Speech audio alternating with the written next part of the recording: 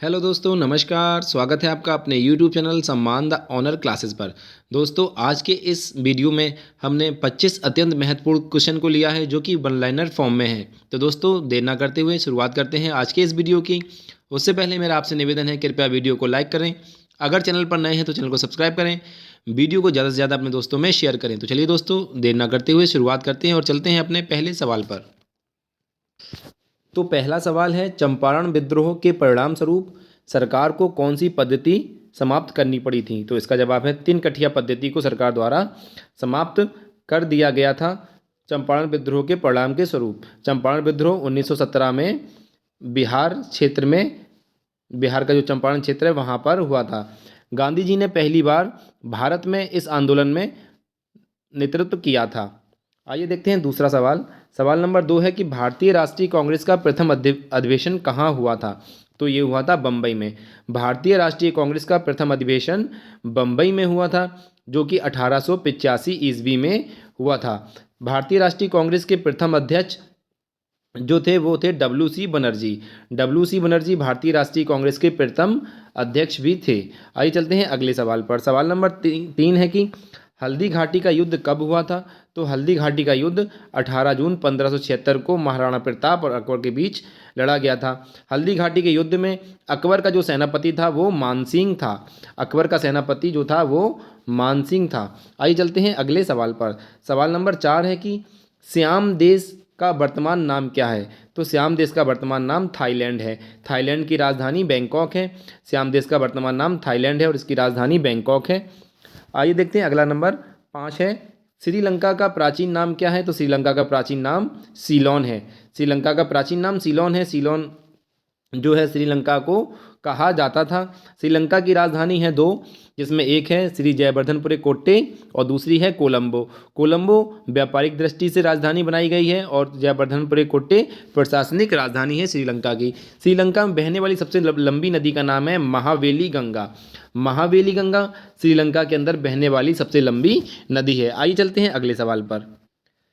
सवाल नंबर 6 है कि रामकृष्ण मिशन की स्थापना कब की, किसने की थी? रामकृष्ण मिशन की स्थापना किसने की थी? तो स्वामी विवेकानंद जी ने। स्वामी विवेकानंद जी ने जो है कि रामकृष्ण मिशन की स्थापना की थी। स्वामी विवेकानंद जी का जन्मदिन 12 जनवरी को भारत में राष्ट्रीय युवा दिवस के रूप में मनाया जाता है। स्वामी विवेकानंद जी का जन्मदिन 12 जनवरी को भारत में राष्ट्रीय युवा दिवस के रूप में भी मनाया जाता है।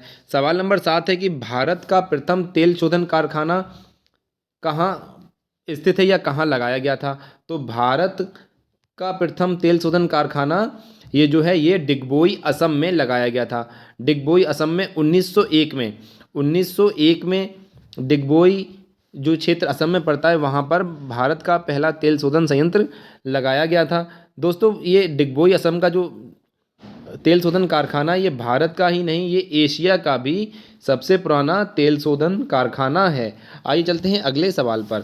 सवाल नंबर 8 है कि यूनेस्को द्वारा कलिंग पुरस्कार किस क्षेत्र में दिया जाता है?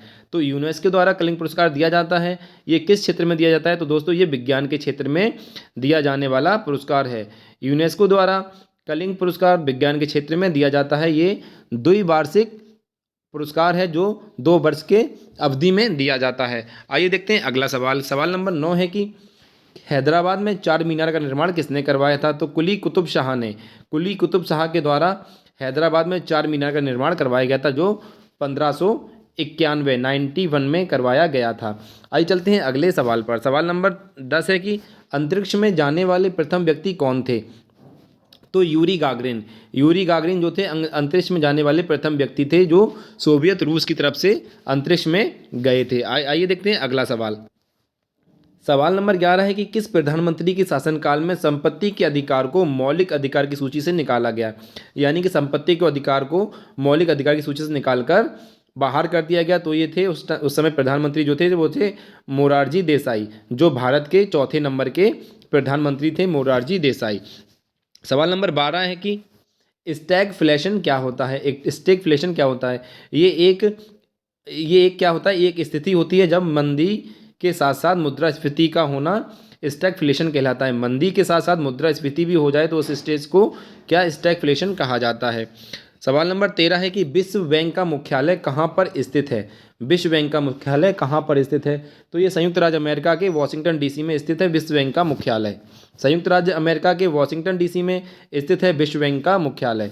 सवाल नंबर 14 है कि किसने गांधी इरविन समझौते को दो महात्माओं का मिलन कहा था।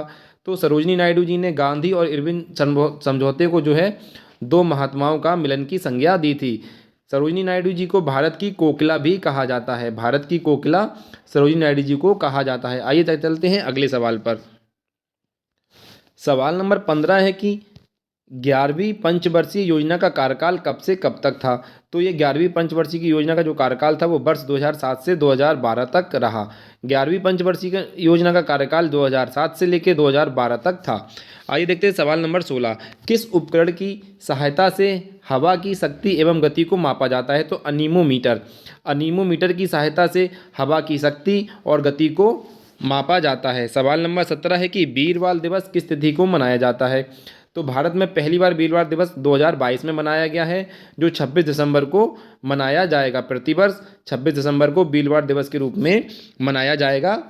आगे देखते हैं सवाल नंबर 18 है कि राष्ट्रीय हिंदी दिवस किस तिथि को मनाया जाता है। तो 14 सितंबर को राष्ट्रीय हिंदी दिवस के रूप में मनाया जाता है।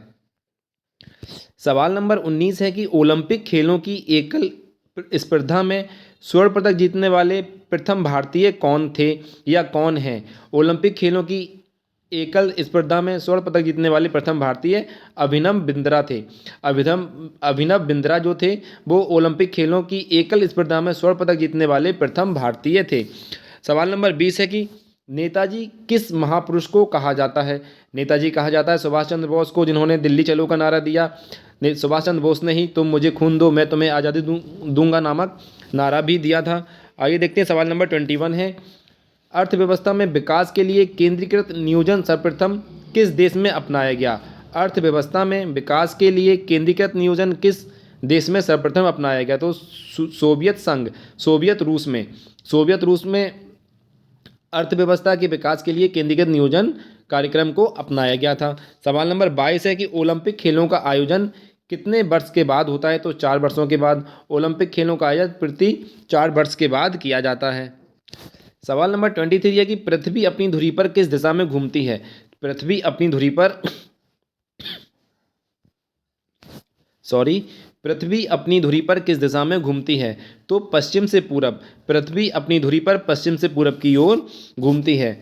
आइए देखते हैं अगला सवाल। सवाल नंबर 24 है कि उज्जैन किस नदी के किनारे बसा हुआ है। तो शिप्रा नदी किनारे उज्जैन बसा हुआ है, जिस पर महाकुंभ भी लगता है। महाकुंभ नामक मेला जो है वो शिप्रा नदी पर उज्जैन में भी लगाया जाता है। भारत में 4 जगह पर जो है महाकुंभ मेलों का आयोजन होता है, जिसमें से एक हरिद्वार है, दूसरा जो है वो प्रयागराज है, तीसरा उज्जैन है और चौथा नासिक गोदावरी नदी पर नासिक में गोदावरी नदी पर, उज्जैन में क्षिप्रा नदी पर, प्रयागराज में गंगा यमुना और सरस्वती के संगम पर, हरिद्वार में गंगा नदी पर भारत में महाकुंभ का आयोजन किया जाता है। सवाल नंबर 25 और इस वीडियो का आखिरी सवाल है, कौन सी धातु बिजली की सबसे अधिक सुचालक होती है। तो चांदी जो है ये बिजली का सबसे अधिक यानी कि सबसे अच्छा कंडक्टर है। गुड कंडक्टर क्या है, चांदी। तो दोस्तों ये थे 25 क्वेश्चन जो वन लाइनर फॉर्म में थे। कृपया वीडियो को लाइक करें, चैनल को सब्सक्राइब करें और वीडियो को ज़्यादा से ज़्यादा अपने दोस्तों में शेयर करें। थैंक यू वेरी मच दोस्तों, वीडियो को पूरा देखने के लिए आपका बहुत बहुत धन्यवाद।